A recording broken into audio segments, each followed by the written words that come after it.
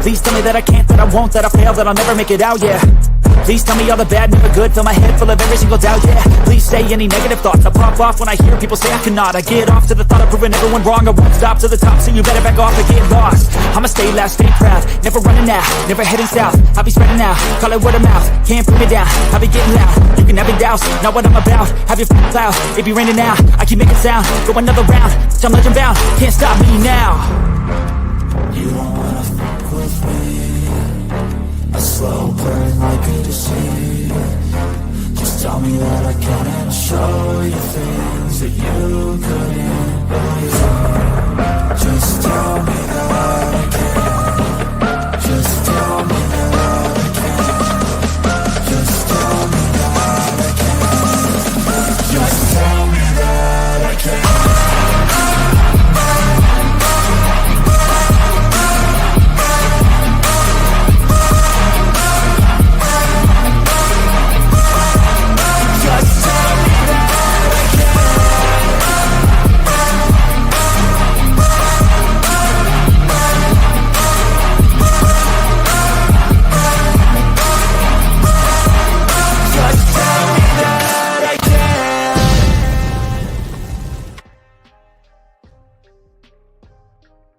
Well, what's going on, everybody? How are we doing tonight? Man, I missed you guys. I've been so busy. I had to miss a whole week worth of streaming because work, fun stuff like that. And then after that, let's see here, I had to go and do some filming. Yeah, I got to go down to what is it called? Cade's Cove? Yeah, Cade's Cove. Do some filming for Relic Films. It was a fun time, and it turns out Mother Nature tried to kill me 3 times. Yeah. So, if anybody saw the short, you'll know what I'm talking about. We had a humongous tree fall down in our path, and we had to wait for the chainsaw guy to come and rescue us. And once we had that took care of, we thought, surely to God we're good now. Nope, 2 more trees. 2 more trees we had to deal with. It was insane. And that's on top of the water going out on us for 3 days. Let me tell you what, you want to talk about the feral people of Appalachia? That was us. That was us. It was insane. But yeah, you know, it's always a good time hanging out with the Relic crew and getting to do all that. And you know, the cool thing about all that is, well, there's the experiences and stuff, but it's also the people that you meet along the way. For instance, the guest that I have on for you guys tonight was with us on the very first part of the film that we shot. So, with all of that being said, I would like to introduce you guys to my buddy Nate. So, let's get him on the stage. What's up, buddy? Hey. Hey, man. How's it going? Good. Pretty good. Good, man. How's life treating you? Oh, man. I tell you, life truly is like a box of chocolates. Sometimes you get white chocolate and you think, bleh. Well, right? I'm finding out it's not always chocolate in some of those little boxes. Yeah, it has a tendency to do that. Right. Salted caramel. Yeah, well, right. It's been a rough day and everything's real tiny, so y'all bear with me here. My eyelids are about to glue shut. It's past my bedtime, but we'll make it. Oh yeah. We will definitely make it. So, man, first of all, tell me a little bit about this right here. The Squatch-Fishing Outfitters that you are a member of. Give me a little bit of an overview about that. Well, Scott and Sheila Granger they took me in like family, and they treat everybody like family. What they do is we take participants out that want to hike, day hike, night hike. We do that at both, and at night it's always creepy most of the time. So if people want to get willies scared out of them, most of the time that happens. Right. And it's time that don't. It's like a box of chocolates too. You never know what you're going to get there. oh, this is very true. The first time I can definitively say that I put my eyeballs on a Bigfoot was out there. So, yes, I can attest to the veracity of this. That's right. So, the good news is, like, if anybody wants to schedule like a camp out there, it's not like the whole BFRO thing. You're not going to pay an arm and a leg to go out there and see nothing and have somebody basically badger you to death about Gigantopithecus blackie, right? That's not what's on the schedule. Yeah, you walk away with something greater when you leave. Sure. When you leave our camp, you're walking away with good friends, good memories, and if you walk away hungry, there's something bad wrong. Oh my gosh, you found that not out. Lying.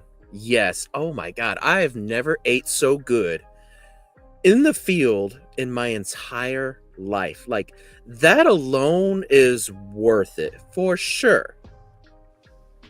You know, I mean, and it's some gourmet stuff. I mean, you guys made awesome gourmet like croissants and like this crazy blueberry coffee that was out of this world. I mean, it's just insane. What the amount of effort that you guys put into it is just, it's all. You guys do an amazing job. Thank you. Oh yes. Thanks to the women there also. I mean, they really work hard to pull all that together too. Yes, for sure. So now tell us a little bit about, first of all, let's see here. Let's go into a little bit of the history of that place and that area. Of where we stayed? Yeah, up there in Georgia. Okay. So it's like, let's see here. Isn't it the only like state recognized sanctioned business for actually going out and Bigfooting? Isn't that how that works? Wait a minute, what? So the state actually allows you guys to go and be out there and Bigfoot. Like, it's an official thing that's recognized. Yeah, Scott he's got a permit for that, licensed, and right. So I'm not sure if Georgia's the only state that does that. Well, who knows? But I mean, it's still, it's impressive that the state will even recognize you guys, basically. Mm-hmm. That's basically what I'm getting at there. It's really cool. But now, also, you know, the interesting thing is there's all kind of activity, as we hinted upon earlier, that goes on out there. And, you know, it's not uncommon, I know, for Bigfoot to come and mess with tents, right? That's a fact. Yeah. Yeah. Yeah.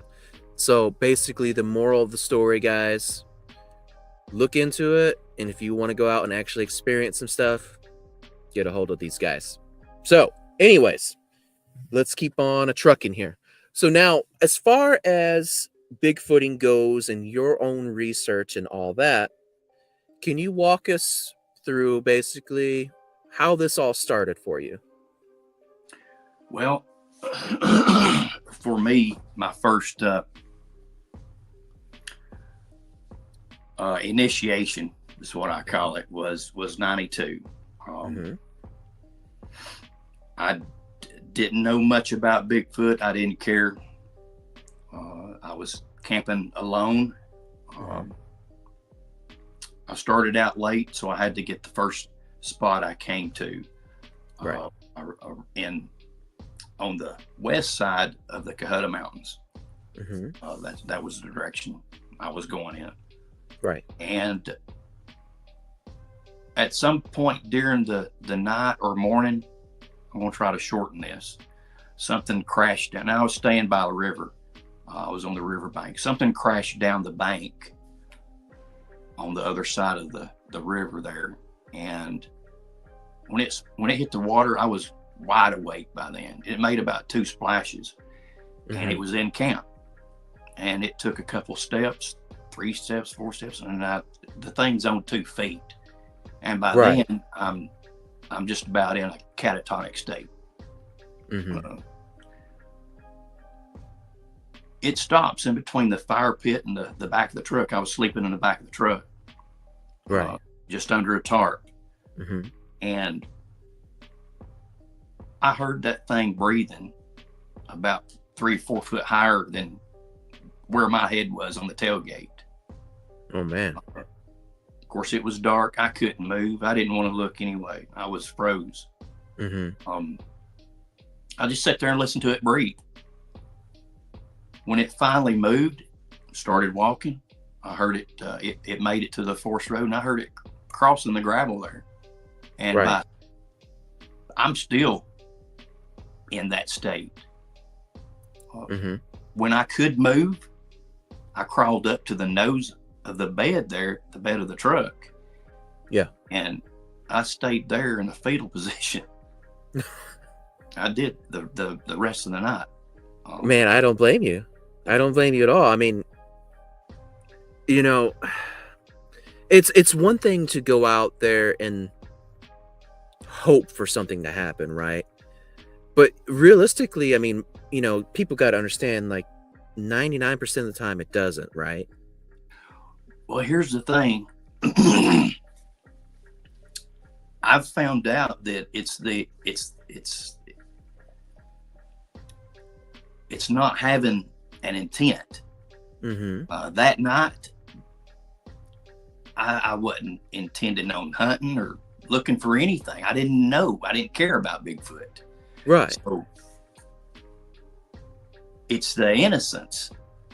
It's when you go out there and you're having a good time, just minding your own business, not having a care in the world. Right. You don't have an intent to find Bigfoot. And that's where they say Bigfoot finds you. Exactly. It's all fun and games until Bigfoot does come and find you. That's true. Yeah. It's having no intent. That's when I've had some pretty good encounters. Yeah. Leading up to today. Right. And now you said this was in 92. So in what part or what state was this in? It was Georgia. This was in Georgia. Okay. Very interesting. So what would be the next story that you would like to tell us?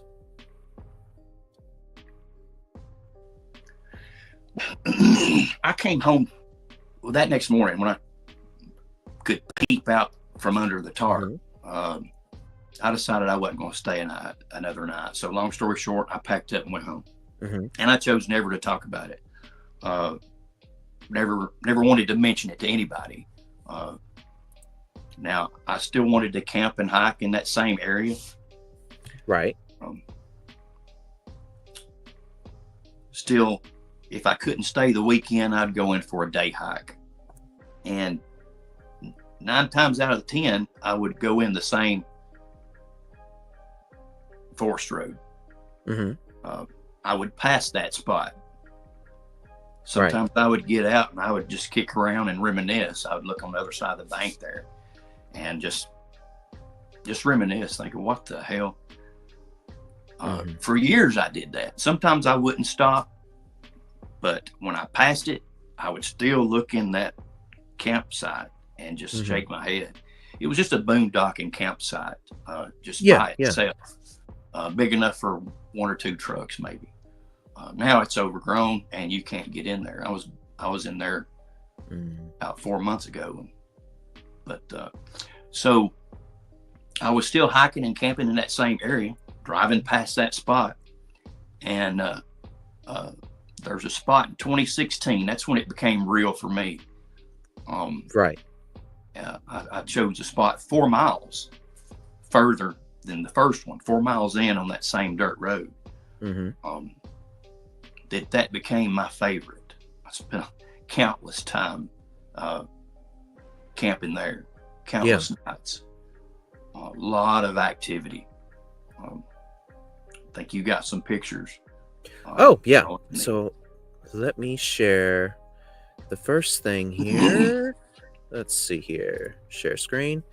Now folks in the audience, bear with me here. I'm not the best at doing the picture stuff, or at least the fastest anyways. But yeah, so this is the 2016 picture? Yeah. No, go to the one from the back of the trailer. Okay, Got hold a on. story about. Let's see here.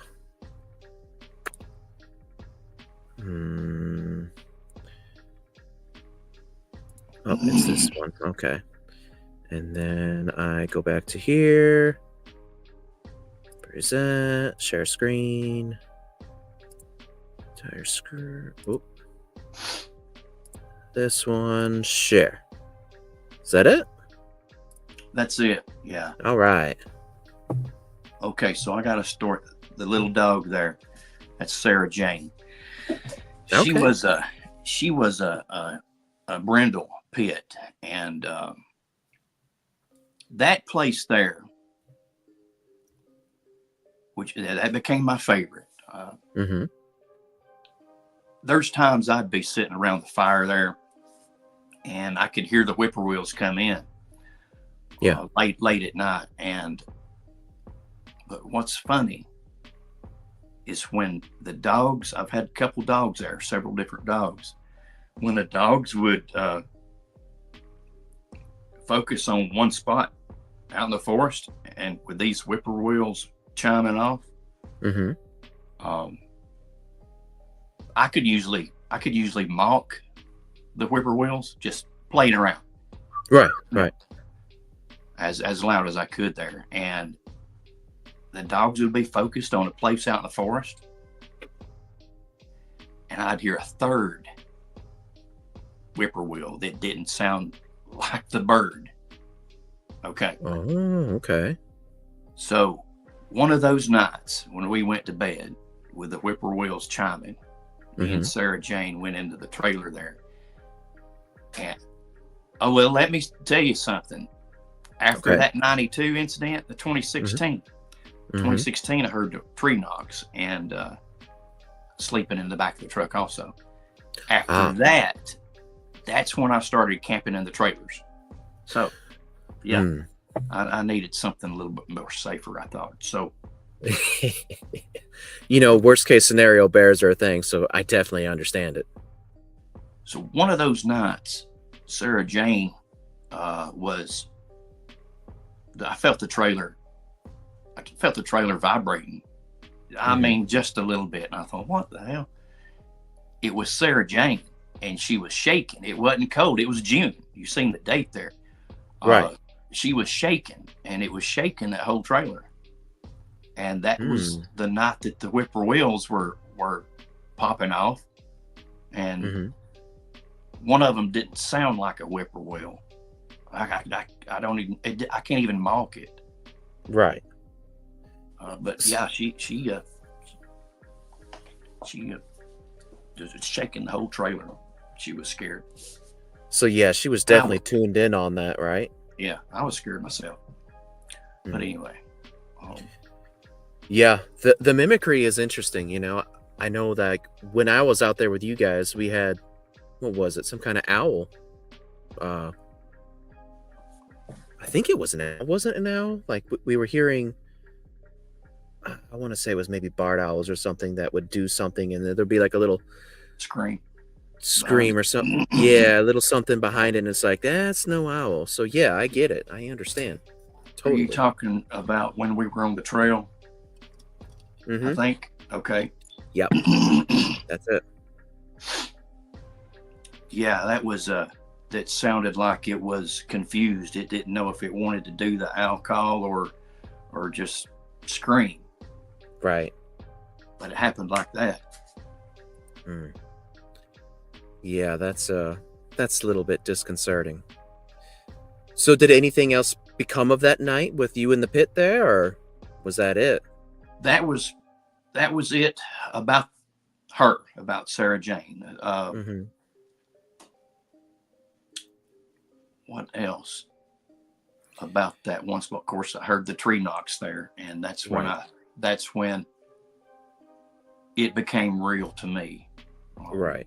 Of course, that was before the sleeping in the horse trailers and the Mm-hmm. cargo trailer. Right. When I heard the tree knocks, I thought, yeah, immediately I thought back to the incident in '92, and Mm-hmm. yeah, there's something to this. Yep. And I slept in the cab of the truck the rest of the night. That night, well, I never went back to sleep. I remember there was times, of course, I had the truck backed in there, Yeah. and there was times I'd reach up and flick the headlights on to light up the entrance, Mm-hmm. just to see if there was something sneaking in on me, and that's all I could do. That was the best I could do. But when it got daylight, I was out of there. That was supposed to have been a 3-day weekend also, but Mm-hmm. when it got daylight, I walked around towards the direction where I heard the tree knocks, and I didn't see nothing, no prints, nothing. And I said, you know what? I'm going to cut this one short too. I definitely don't blame you at all. I would probably do the same. Then I started sleeping in the trailers. Yeah.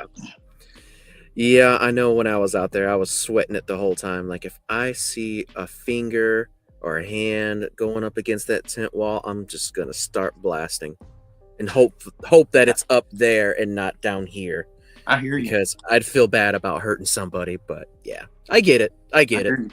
I tell you what, in '92, I Mhm. didn't carry back then. Mm-hmm. And the only thing I had to defend myself was the fork that I ate dinner with. And I couldn't have found it if I had to, because I couldn't move anyway. I was paralyzed. But yeah, but now, yeah, Yeah, for sure. I take So keep on. I'm sorry. What were you saying? I'm taking something every time now, for sure. Not Oh yeah. not Oh that yeah. it would do any good, but it's just a little bit of peace of mind. Well, that's the thing, when it comes to that, I always refer to it as your emotional support pistol. Is it going to do That's much? it. No, but it's going to make you feel a little better. So, yeah, for sure. Put some So what- eyeballs out, maybe. Maybe. Hopefully. So keep on telling us what's next on down the line for Nate. How does this bug that is Sasquatch keep biting you? You know, I don't know. It's different for different folks. Mm-hmm. The forest had became my safe spot for years. Right. It's healing for me also. Mm-hmm. So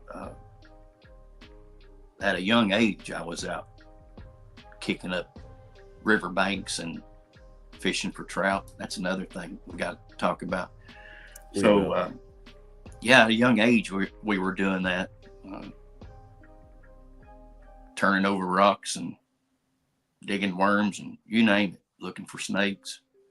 So that the forest became my safe spot. That was one of my favorite places. So now there's a lot of hunters that have stories and they choose never to go back in the woods. Right. And then there's some hunters like me, Scott, Mm-hmm. that want more answers. They want to keep searching more and more. Right. And more. I don't know. I don't know what makes us tick, and there's tons like that. Most of the viewers are like that. Mm-hmm. They want I answers. mean, that's a good thing too. I mean, because as you mentioned, there's so many people that once they have that experience, it traumatizes them, and they allow that to steal their joy to the point where they never go back out into the woods. And those are always just so sad to hear, right? So, Yeah. so I'm glad that you were able to keep on going out. That is awesome. That is a testament to who you are as a person. So It's a thrill. Good job. It's Oh a yeah, thrill too. Thrill of the Right. hunt. for sure. So what's next on the agenda, bud? Well, why don't we let's go to the pictures again. If you would show the one with the rock there. Well, yeah, the rock. There's With the quartz dog? rock. Yeah, quartz rock there. Okie dokie. Let's see here. Present. Share screen. That one. Share. All right. So there we are. We got the cool looking doggo and a big old chunk of rock. So what's so interesting about the rock? Well, that caught my eye. Macon there. That's my black lab Macon. I lost him in 23. But Oh, I'm anyway, sorry. he was my hiking buddy. Mhm. Hiking and camping. God, he loved it. He alerted on that quartz rock there, sniffing Mhm. all around it, and I wish I'd done a video, but I just took the picture. The rock is in the middle of a dirt road, a Forest Service road. It's gated. Mhm. Okay, so you have to walk around the gate and go. It's 2.5 miles long. Right. When you get to the end, it branches off into pig trails that's part of more trails. I'm not Right. trying to be careful not give out the location, but Yeah. So he alerts on this quartz rock, and I had already known, I had already found out, I was aware that there's something about quartz that I don't have an answer to. If somebody knows, please tell me. What we Yeah. assume is that, yeah, it's some kind of conductor of energy. I don't know, but Right. maybe they use those as markers. I don't know. But the funny Mhm. thing is, we left that spot. We went on down the road there, Mhm. and I wasn't too concerned then with just the quartz rock. All right, no big deal. Making sniffing all around it. I don't know how it got there. In fact, I was just there on that road 3 weeks prior. Right. Quartz rock wasn't there. And we could scan the, well, I say we, me and Macon, we got off on the sides. We're looking for more quartz. It's not even near a quartz field. that Right. area. So we go on past that, Mhm. and we see the X structure. I think you got a picture of it. Oh yeah, I do. Hold on. Let's see here.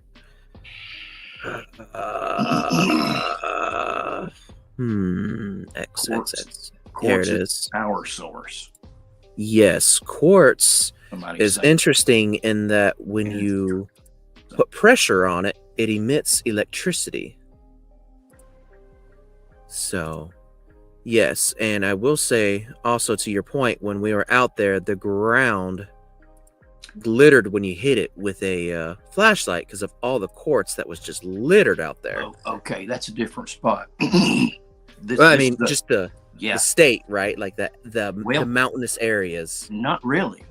That place, I just about give the location away. The place you were at, Yeah. is, if I remember correctly, that's the only place that has that mica, the little flaky stuff. Uh-huh. It looks like broken glass. If you walk up on it, it looks like a broken mirror. You pick it up and it actually peel off layer by layer. I think that's Oh. mica or something. Uh-huh.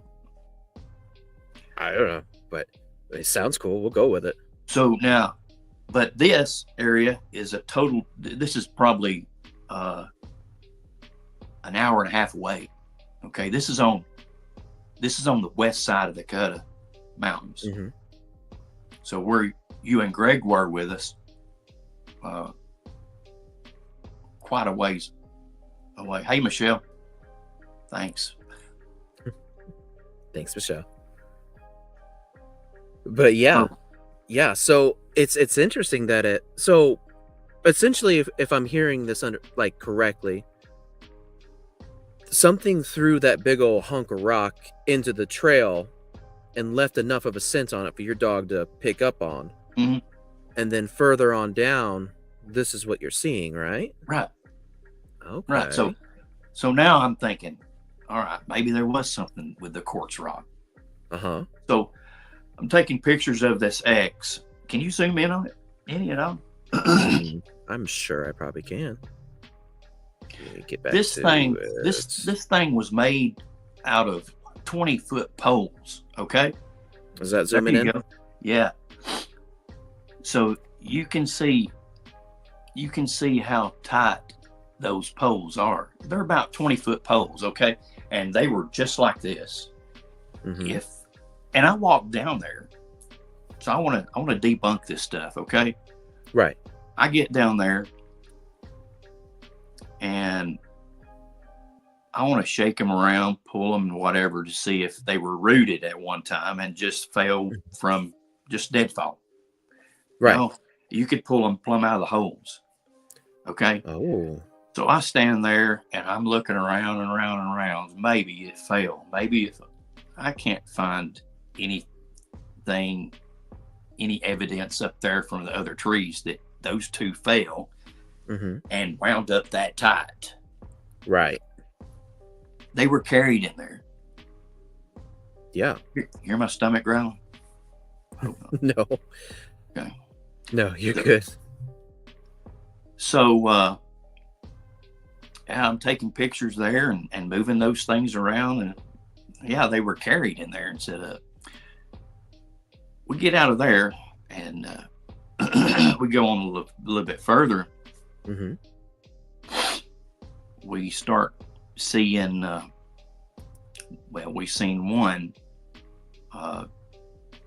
bender or a bow, some people call it. Mm-hmm. So the funny thing about those, we like to try to debunk those also. Mm-hmm. If they're just bowed over and nothing's holding them down, the top is just dangling. Yeah. You could pretty much say pretty quick that it's wind damage or a cub had climbed up there. Right. Hit the thing over. But if it's not broken, a cub, if it bends one over, it'll break. Right. Most of the time. Or flip back up, straighten up. Mm-hmm. But when they're held down with a log or a rock, yeah, or the tip is poked in the mud, you have a picture of that. You can't really tell from the picture. It's the one that's circled in red. Gotcha. Let's see here. Now this is the best I've got. Sorry, I've got better pictures, but we're just gonna make it through the night here. Yeah. Okay, so I've circled that area right there. That is the tip of a bender that's jabbed in the ground. That's the only thing holding it in that bow position. Mother Nature don't do that. Not normally. Yeah. That's Mother Nature don't do that. Correct. That's very interesting. So was this also within the same? That is. That was just past the X. Okay. I don't think I have a picture of the whole bender in there. You've got one that's all twisted. Is that that the one? No, okay. That's not it. Okay. Epic foreshadowing. Yeah, we'll get there. But all right, so just a theory here. This is no way I can prove this, right? But that giant piece of quartz is really kind of hanging me up just a little bit. In that, all right, I bet. So when you add all this together, yeah, and that's why my mind is starting to go to down a path. All right, so what I find interesting is like, no matter the subject with the paranormal, when you start dealing with the critters of whatever variety it is, there's always something going on with electromagnetism, or electromagnetic radiation or something along those lines. Electricity is being manipulated in some form or another. People getting zapped or feeling the tingles. Like, that's always seems to be a thing, right? Now, if you were really wanting to like mess with somebody and you needed just a little bit of extra power to do it, it'd be a really interesting thing to like lob a giant piece of quartz right there to draw on, right in the field. Yeah, and just be right there. It's almost like it's like a booby trap of some sort. Like, chunk this sucker over there, and I'm gonna have all the power I need to do whatever I want to, or mess with him a little bit. That's yeah. I mean, obviously, I can't prove that in any way, but let me continue. Yeah, sure. So we're checking out the area there around that bender. Mm-hmm. I say we again. It's just me and Macon. I'm watching him pick up trails, whether it's rabbit trail or whatever. I don't know. Bigfoot. I don't know. He's just alerting and pointing. And I'm looking at this bender and watching him and studying this bender. When we get ready to leave, no, I'm sorry. We get back on the trail there and we go to the end, 2.5 miles to the end, and we're pooped. Now I had a GoPro, my phone I was taking pictures with going in, and when we turn around to head back to the truck, 2.5 miles back, I'm pooped. I put up those cameras back in the backpack, and we're trudging out of there. It's warming up, and we're just like, get me back to the truck. So we're coming back up towards that bender. We just left the bender, right, and went to the end of the trail. Turned around. We're coming back, and we're coming up on that bender again. And I'm just like, God, get me back to the truck. Macon's getting a little bit ahead of me, and I'm not worried about him. But I hear this screech like a hawk, like it would do when you hear him soar. Yes. So I hear that, and it's down in a ravine. Okay, it's pretty low. It's on the ground, and it's down a deep ravine. And I'm thinking, well, that's odd, but I don't give that too much thought either. I'm pooped. Right. The truck, So I mock it best I could, a little bit louder than that. About 10 or 12 seconds, I'm staring at the ground, just looking at shadows. I might look up every once in a while, but my God. About 10 or 12, 15 seconds, I hear Macon do this.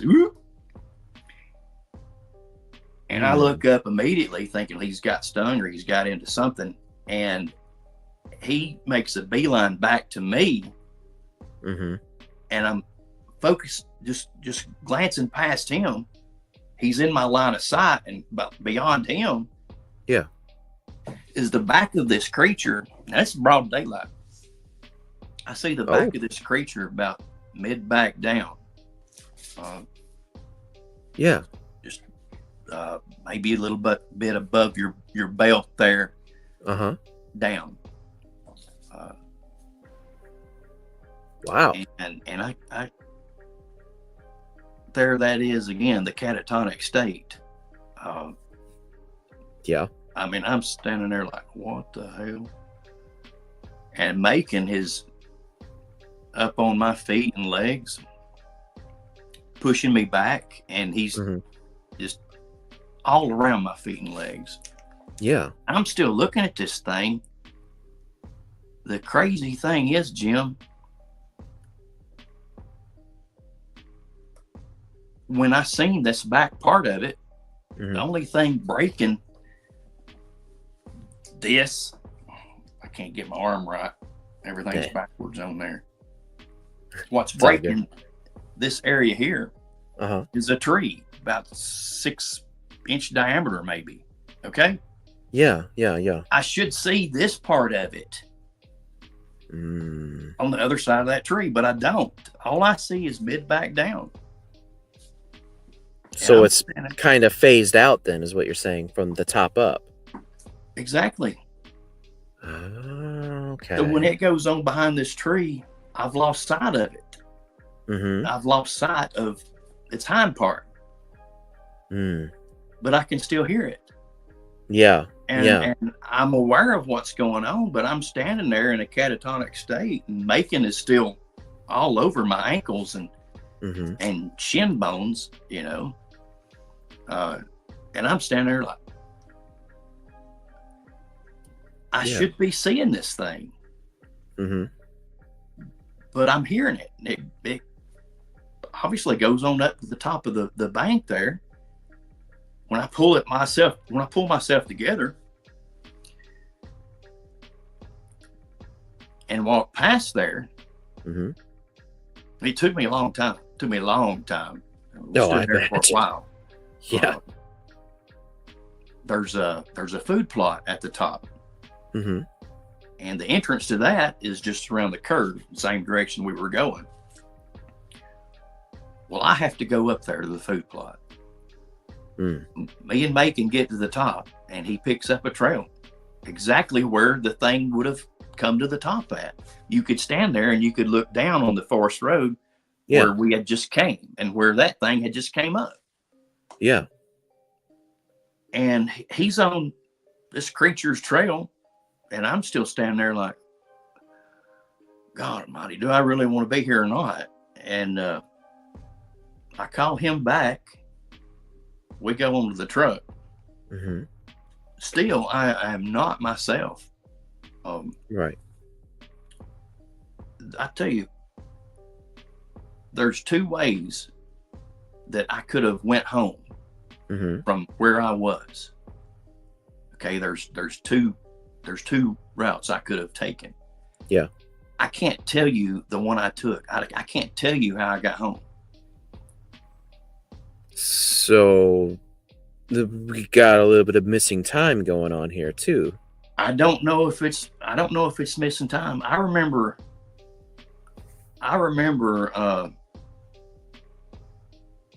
thinking and freaking out. I thought that I had left Macon. Mm-hmm. So I look in the river mirror. I don't see him.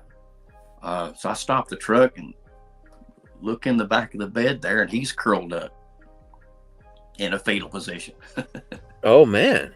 So I get back in and I start driving again, and that's all I remember about the trip, other than my mom called on the way home. Yeah. And what are you doing? I said, you ain't gonna believe this. And I told her about it. But still, that's all I can remember about the trip home. I can't tell you the path I took home. I think I was just so much in that state of shock. It took me 2 days to get over that, 2 or 3 days. Oh yeah, for sure. For sure. That's very understandable. Yeah, I mean, I guess it would be one of the two. I mean, it's either the amount of shock that's just making you unable to process, or outside forces are not allowing you to process, right? I mean, it's the only two options that are on the table.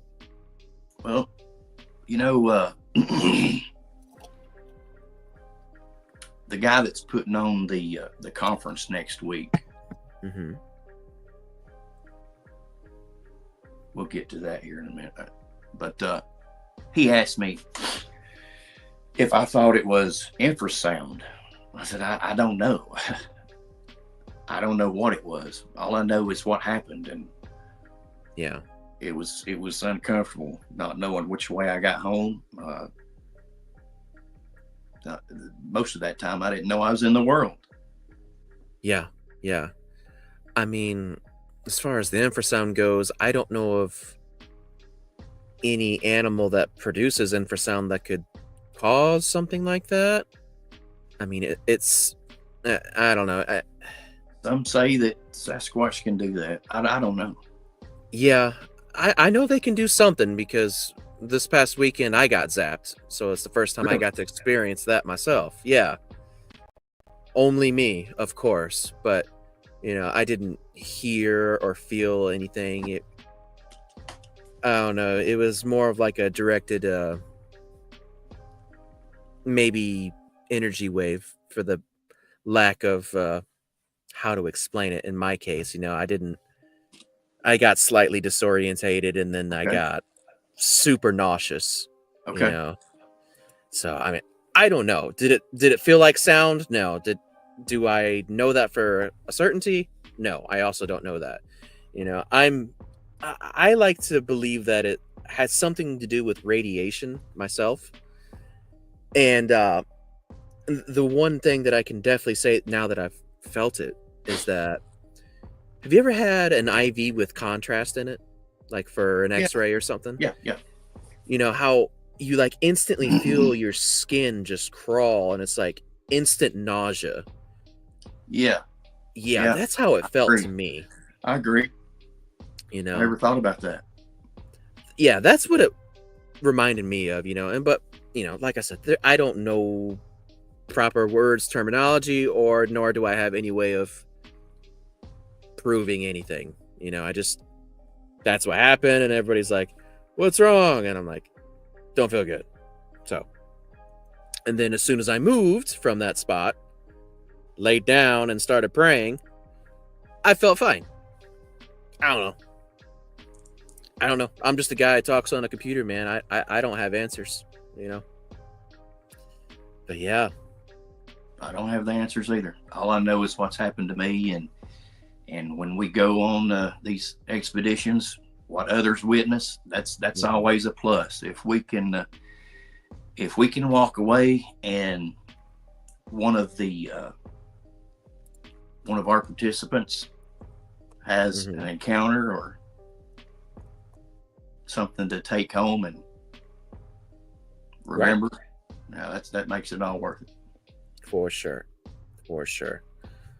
But Well, all right. there's a lot of answers I don't have, for sure. Yeah, but you know what? It sure is fun going out there and looking, right? Oh man, it's a blast. Oh yeah. All right. So I think we got a couple more pictures to go over. Where do you want me to start at next? What you got? You probably got the one peeping from behind a tree. Yeah, we've got a footprint peeping behind the tree and a twist break looking thing. Where do you want me to go? Yeah, you just go ahead and show the twist and the bender there. All right. I don't really have a story about that. It's just, I think that was probably one of the first pieces of evidence I was collecting after the 2016 incident, when it became real to me, and I knew that I wanted to go down this path, down this rabbit hole. That's one of the first pieces of evidence I had found. Right. Yeah, that one is very interesting. I noticed it looks like it's twisted, but not like fully broken. Plus there's the whole bow thing happening there in the background too. Yeah, that's two different things. So yeah, that takes a little bit of intent. That's not just happenstance in Mother Nature. That is on the side of a hillside, and it's pretty steep. Yeah, standing there looking at it, looking all around it. I wish I'd done a video on that too. But the side of that hillside, pretty steep. To me, I would explain it like something barreling down that hillside and just catching limbs on the way down, and it makes that bender, and he just happens to twist that one, and you can tell that was broken. That was twist Mm-hmm. twisted when it was green. Yeah. You could still see the fibers in there. That's the only way I would explain something like that. If you're Mm-hmm. if you were looking on that hillside at that. Yeah, I mean, I don't know. that's a good point. I mean, it seems like, if you're barreling down, going mock stupid, and you want to kind of slow yourself down a bit, reach up, grab the tree, good crack, keep kind of coming down, slow your momentum down, then keep on trucking at a better pace or something. I don't know. So, But it's pretty cool. It's pretty cool. I thought so. Like I said, that was just one of my first few pieces of evidence that I was collecting early on. And but one thing I've noticed about the bows, the benders, they usually point towards water. That's very interesting. Dude, now,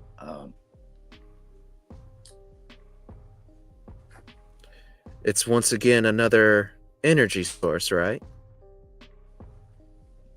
that is. Water. I didn't think that is water is an energy source. I didn't think of maybe the reason why it's pointing to it, but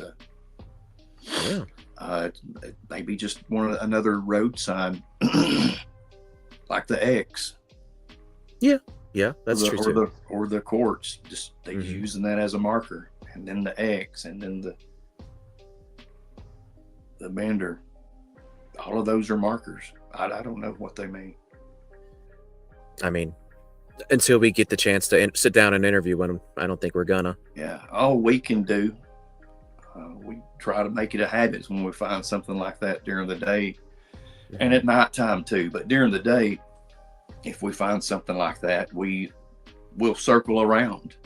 We learned that trick from Mark Newble. Just circle around that area.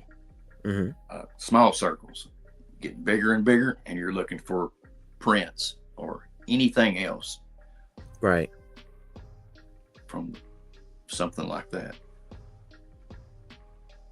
Yeah, it's a good idea. So you mentioned now that you wanted me to present the little peeker guy. You ready for that? Yeah. All right, let me get that queued up. Now this is questionable. That's the behind the tree. So it looks like we got something hanging out here behind this tree. So what's the story behind this? That was the first night, my first expedition with Squatch-Fishing Outfitters. Very first trip.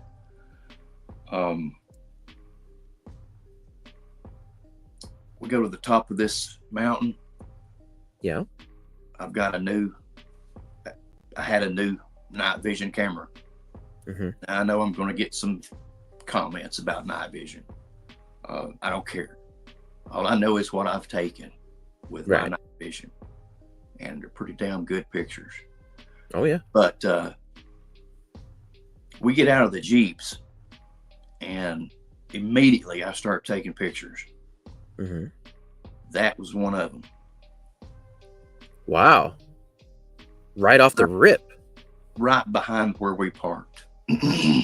Oh, that's not disconcerting. Okay. That right there set the stage. Yeah. For the rest of my night, I can tell you.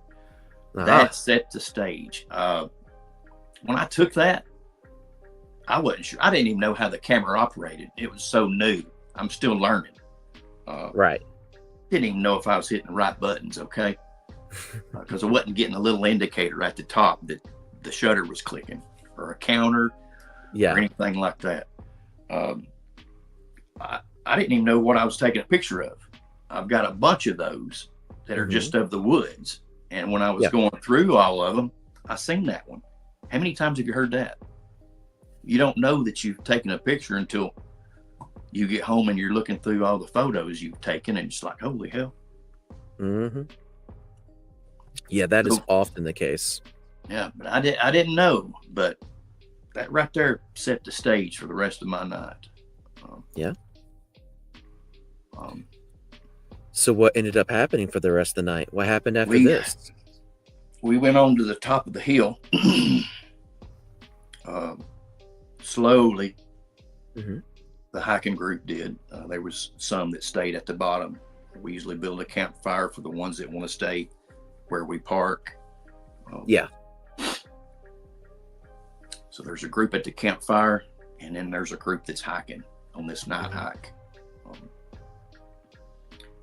As we're going up this trail, we start smelling a cankered, pissy smell. Okay. Okay. So we stop for a minute, and we're all, you smell that? You smell it? No. Well, come this way. Do you smell it now? Yeah. And, Right. and then all of a sudden, well, it's gone. I don't smell anything now. So we get to hiking again. There was a point that we split up into two small groups. We Mhm. could see each other. The plan was half would go a little ways, like a red light or whatever. This half back here would listen for Mhm. anything that may be skirting the first group that had gone on. Right. While they're walking and shuffling through the leaves, they really can't hear if there's anything skirting the side of them that's parallel to them. Yeah. So the theory behind that is the group that stays behind is doing all the listening. Mhm. So I think we call that leapfrog. So that's what we were doing. They stop, blink a light, and then this group will walk and go on past them. Right. And then that first group would stop and listen. So as we're doing that, we're going in and out of that cankered smell. It's moving. You go into it and you stand there long enough, well, I don't smell it anymore. And it's like you walk out of it. And then Right. you go in it again. You start smelling it again, 15 yards up, 20 yards. Yeah. So, granted, the whole time I had that cheap Amazon night vision, and each time I would stop, I'm just throwing up the camera, snapping pictures. We're hearing movement, different sides, Mhm. just throw the camera up and snap pictures, Yeah. There was one time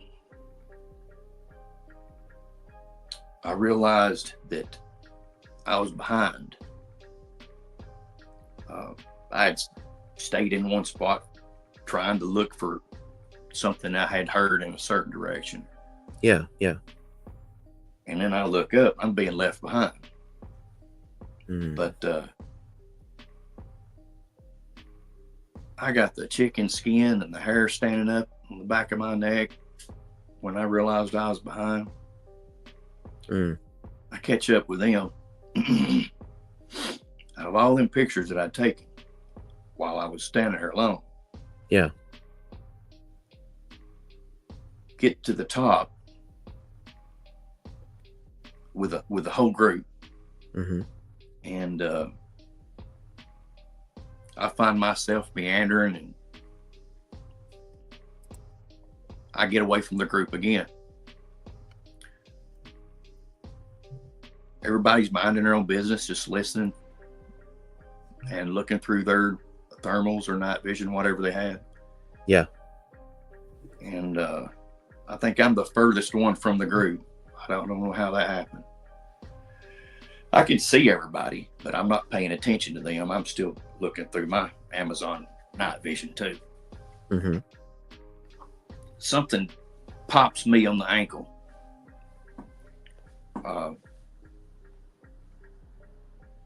Not hard, but hard enough to make a sound. Scott Granger heard it 15 yards away. Yeah.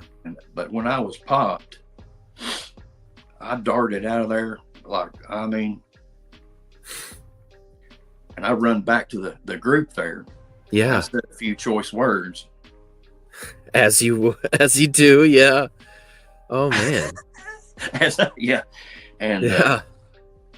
everybody's saying, "What happened? What happened?" Scott thought thought I'd gotten snake bit.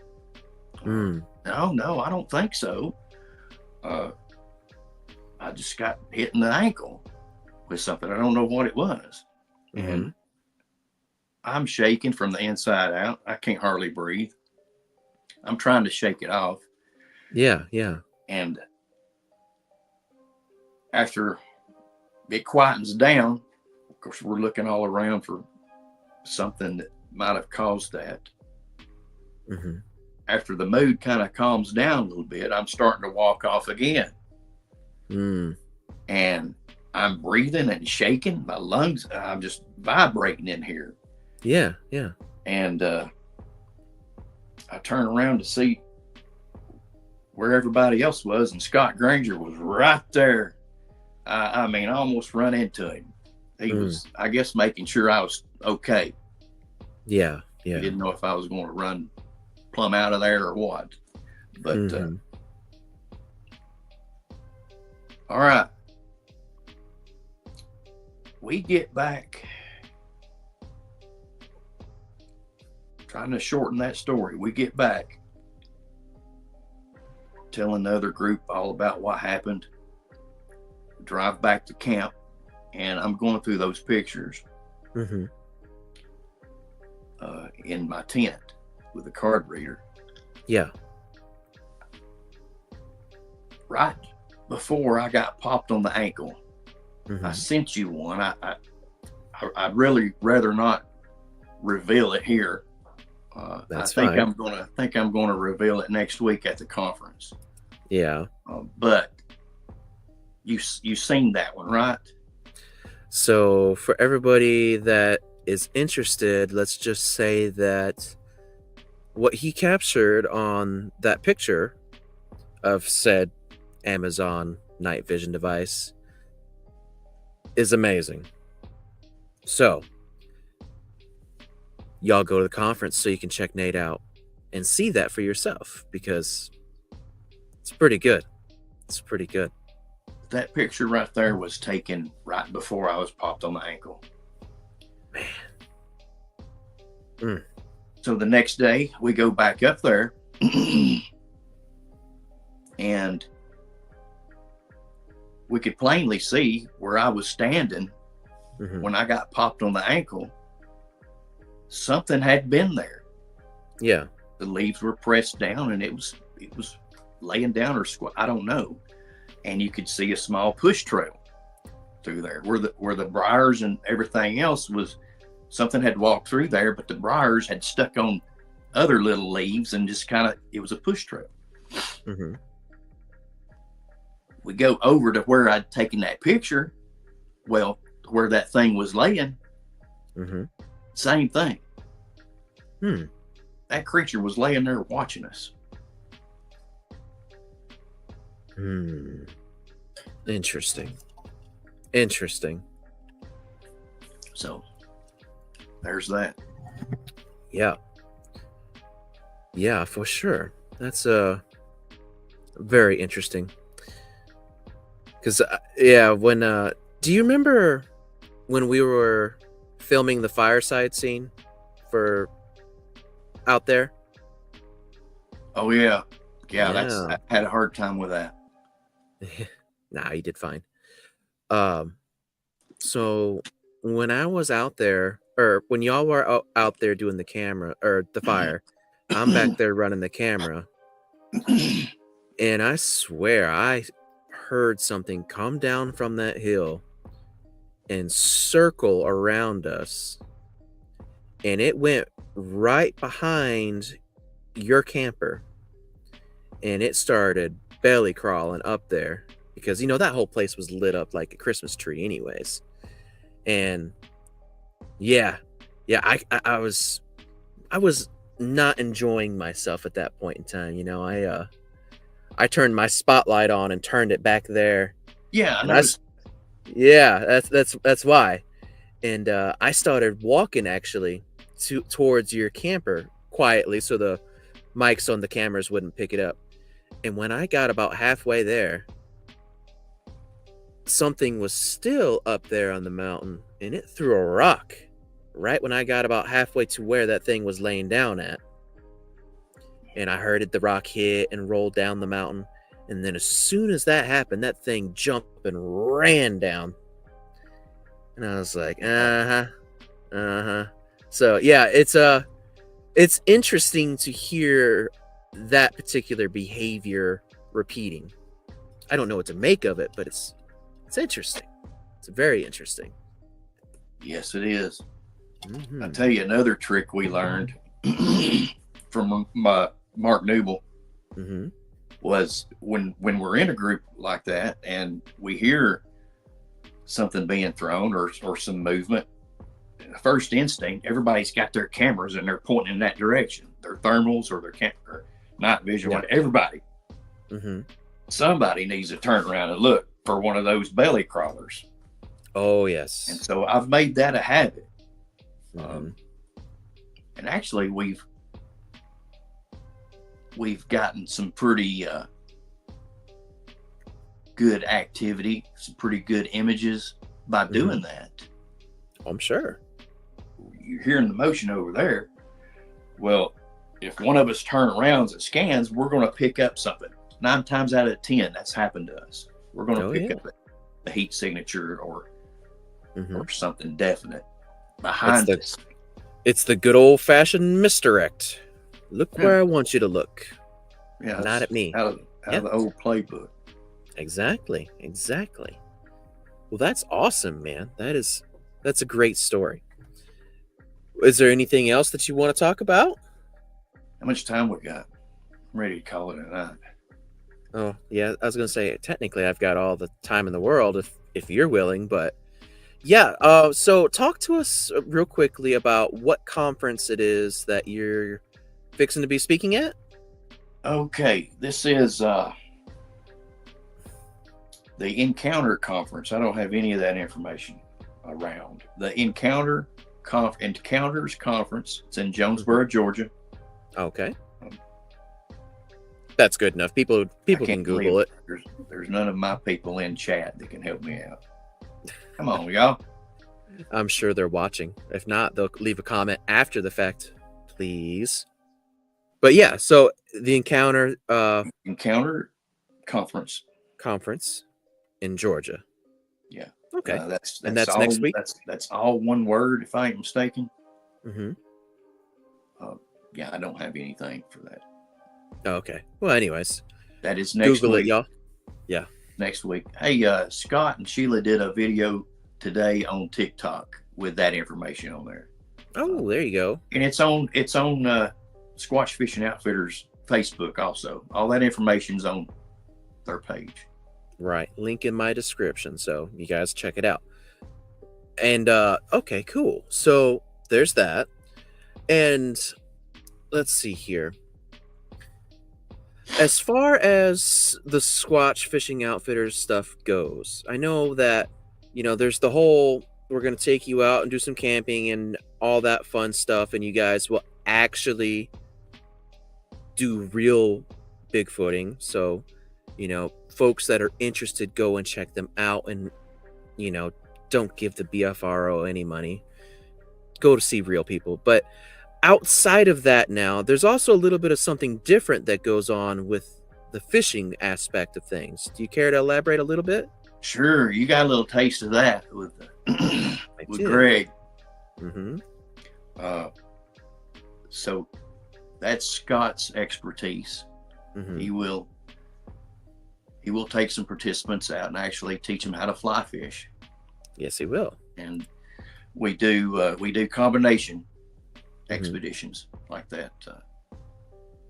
So the same people can go on the Bigfoot expeditions, and during the day, Scott will teach them how to fly fish. Right.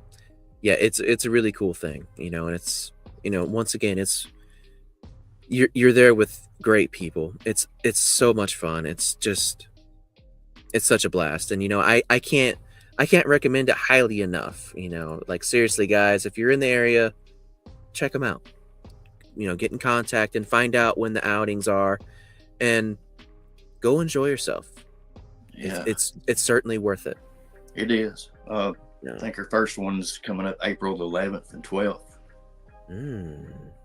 Very nice. Very nice. Well, cool, man. So, with all that being said, you get everybody out there in the YouTube land and the Rumble land and the Spotify land and all those places out there in the interwebs, go check them out. Go check out Squatch-Fishing Outfitters, and go check out my buddy Nate on his Facebook. He's a cool guy, and I'm sure he'd be happy to talk to you about your stuff too. Everything's Right? a secret on my Facebook page. So. Well, still, but yeah, man, let's go ahead and start winding this down and get you out here. I feel bad keeping you past your bedtime, so It's been a long day. yeah, I'm sure. I know it has been for me. I'm sure it has been for you. All right, well, hang out just a minute. I'm gonna send you to the back, and I'm going to say my goodbyes. Okay? All righty. All right, thanks, man. Thank y'all. Well, folks, that's the show. I hope you guys enjoyed it, and I hope I inspired you guys to do some looking at the links that I told you to go look at. And, I hope we learned a little bit about whatever from the stories. There's some really interesting tidbits there. There really, really is. I hope you guys caught it, and I hope we all sit down and have a good ponder on it. And if and when you do, drop a comment and tell me what you think. So yeah, with that being said, guys, thank you for hanging out. I love all of y'all. You know the drill. Tookie. And yeah. Thanks for hanging out. I love y'all. So peace.